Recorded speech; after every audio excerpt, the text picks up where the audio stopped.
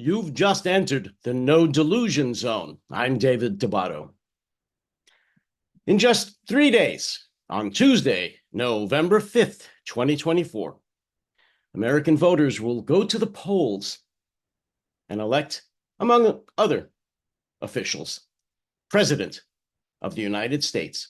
It is, without a doubt, bar none, the most important election in this nation's history, in our 248-year history, in our almost 2.5 century history.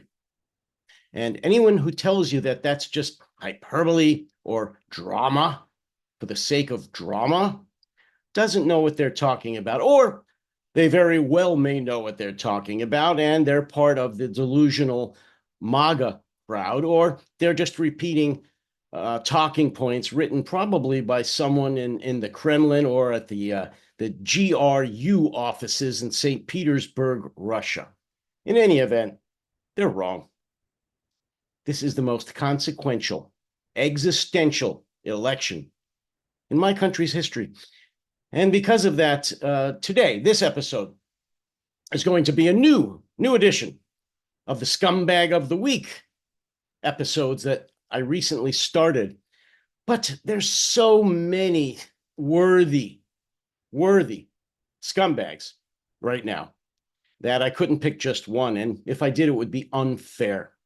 And even the few that I'm going to mention are just too few, but in the interest of time, that's where we're going to have to leave it. So this week's Scumbags of the Week are as follows. Who starts off? Yes. Jeff Bezos, the CEO of Blue Origin, among other companies, but specifically, I'm talking about as the owner, the CEO, the relatively new owner of the Washington Post.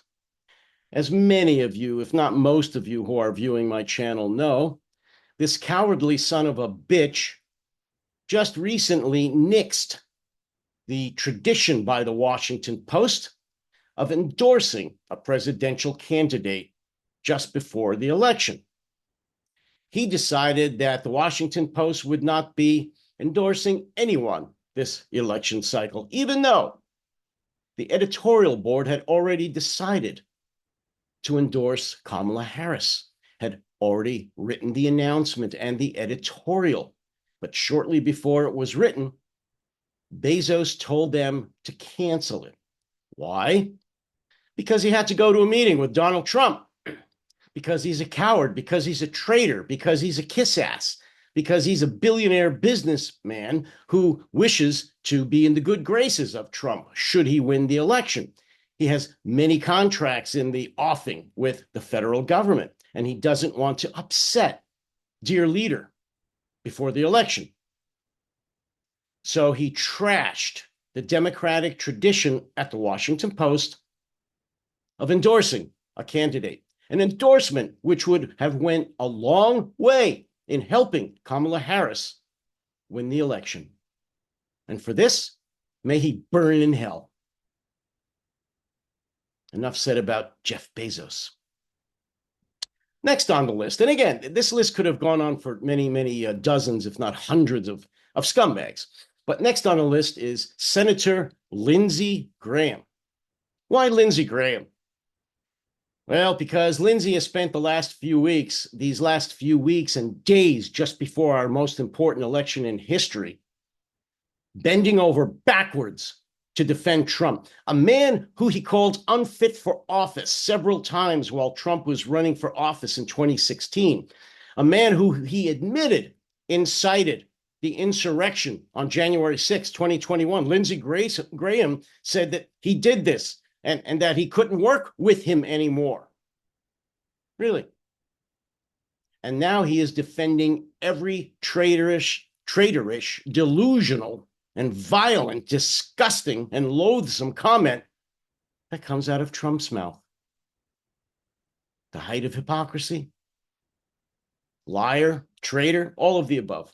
certainly worthy of a Scumbag of the Week honor. So congratulations, Senator Graham. Who's next? One of the favorites of mine, one of the favorites, how can I say, hypocrites. And this would be Nikki Haley, former governor of South Carolina, former United States ambassador to the United Nations, former recent candidate for president, for the Republican candidate for president of the United States, and someone who until very recently was a never Trumper, an anti-Trumper, someone who had gone out of her way to talk about all the ways that Donald Trump was unfit for office. And now this lying, squirming, hypocritical coward is falling all over herself to ask Donald Trump if there's anything she could do to help him win the election. Anything at all. She's literally groveling before him to ask if she can help. Why? Because she wants to be, I'm sure, in his cabinet, or at least somehow part of his government. Why? Because she's a kiss-ass bitch. Excuse me, she is a traitor. How can someone say all of those things about Trump in the very, very recent past? Impassioned pleas for Republicans not to vote for Trump because of how deranged and dangerous he is, and now grovel before him and tell the American people how wonderful he is and what a great president he will be. Now, Ms. Haley, you've certainly earned your place in the Scumbag of the Week wall of shame. Wear it well. And, how could I not include Donald Trump? There's so many reasons to include him any week, any day, any hour, any minute of any day on the Scumbag of the Week chart. The reason I'm including him this time is because he very recently called for Liz Cheney to be executed.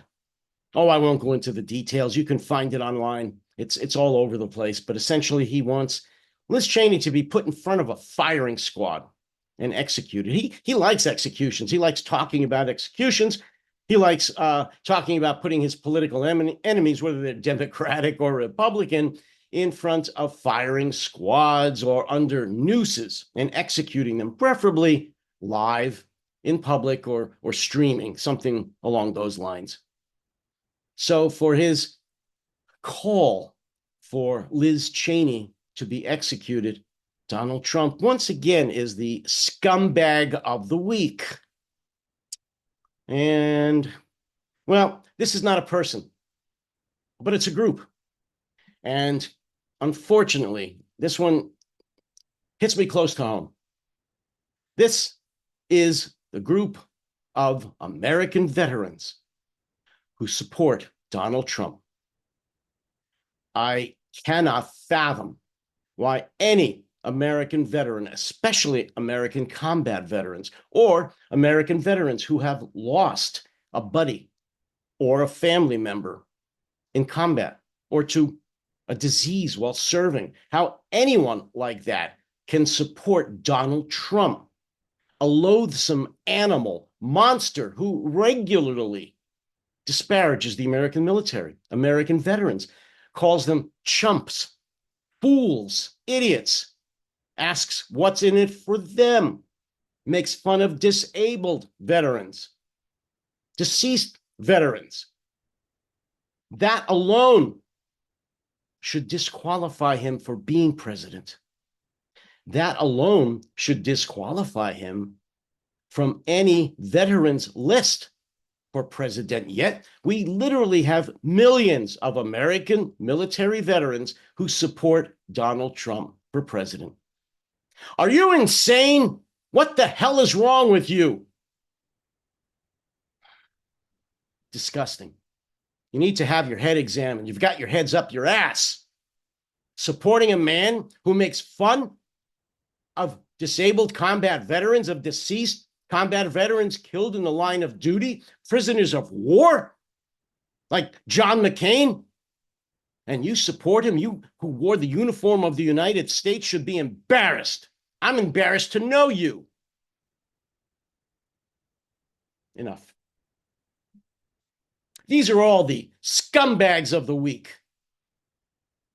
Wear them well, because you deserve it.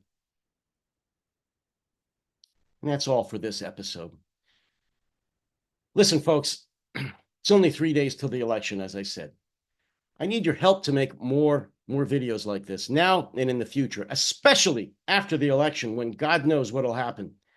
And I'm going to need all the support I can get to carry on the voice of the opposition if need be. Even if Kamala Harris wins, there will be an opposition because I don't know how this is going to go down. I really don't. And I'm talking about political violence, yes. So I need your support. Please hit the subscribe button to allow me to make more videos like this. And tell your friends, tell your family, tell your coworkers to also subscribe to this channel. And if you can, go to buymeacoffee.com and buy me a coffee. That will help as well. Okay, that's enough for today. I will be back as soon as possible. Again, 3 more days. I'm going to squeeze in as many of these videos as possible because these may very well be the last days of our republic. And I am not BSing anyone. I'm deadly serious. So please, all of you, take care, stay safe, and stay sane.